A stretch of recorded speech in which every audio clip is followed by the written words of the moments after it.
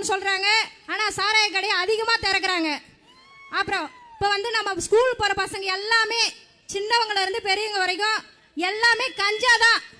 கஞ்சா ஊசி அது பேஸ்ட்டு மாதிரி எல்லாம் யூஸ் பண்ணி இப்போ இந்த நம்ம பண்ருட்டி மாவட்டத்தில் ஒரு ஆயா வயதானவங்க அவங்கள கூட விட்டு வைக்க மாட்டாங்க.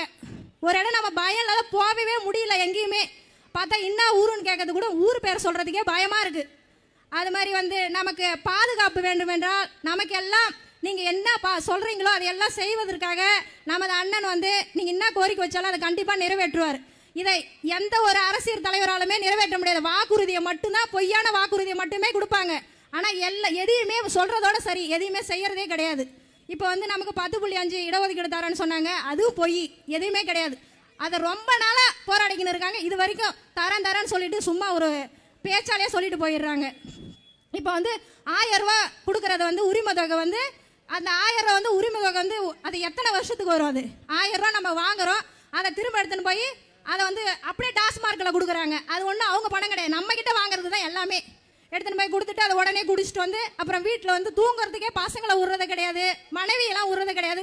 பிரச்சனை தான் வீட்டில் வருது எல்லாமே. இது எல்லாம் சரி செய்யறதுன்ற அது எந்த அரசியல் தலைவராலுமே முடியாது. நம்ம அன்புமணி அண்ணனால் மட்டும்தான் முடியும், அவரால் மட்டும்தான் முடியும், வேற யாராலுமே முடியாது.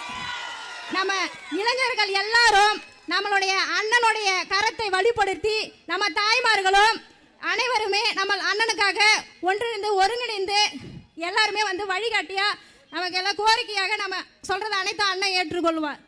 அப்புறம் வந்து திரும்ப வந்து நம்ம பசங்க இப்போ எல்லார் வீட்லையுமே வந்து நம்ம சந்ததிக்கு அப்புறம் நம்மளுடைய பிள்ளைகளுக்காக யார் வந்து கரெக்டாக வந்து எல்லாம் செஞ்சு ஒரு இலவச மருத்துவம். இப்போ வந்து ஒரு இடத்துல வந்து நம்ம ஒரு அடிப்பட்டாலோ வந்து உடனே வந்து 108க்கு ஃபோன் பண்ணால் 108க்கு ஃபோன் பண்ணால் அந்த ஃபோன் பண்ண உடனே வருது இல்லை 108. அதை கொண்டு வந்தது அன்புமணி அண்ணன் மட்டும்தான், வேற யாருமே கிடையாது.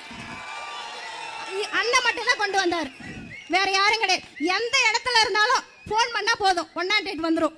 நம்ம அதில் இலவசமாக வந்து எல்லாமே செஞ்சுக்கலாம். இப்போ அதில் பிரசவமாக வருது, அது எவ்வளோ யூஸ்ஃபுல்லாக இருக்குது.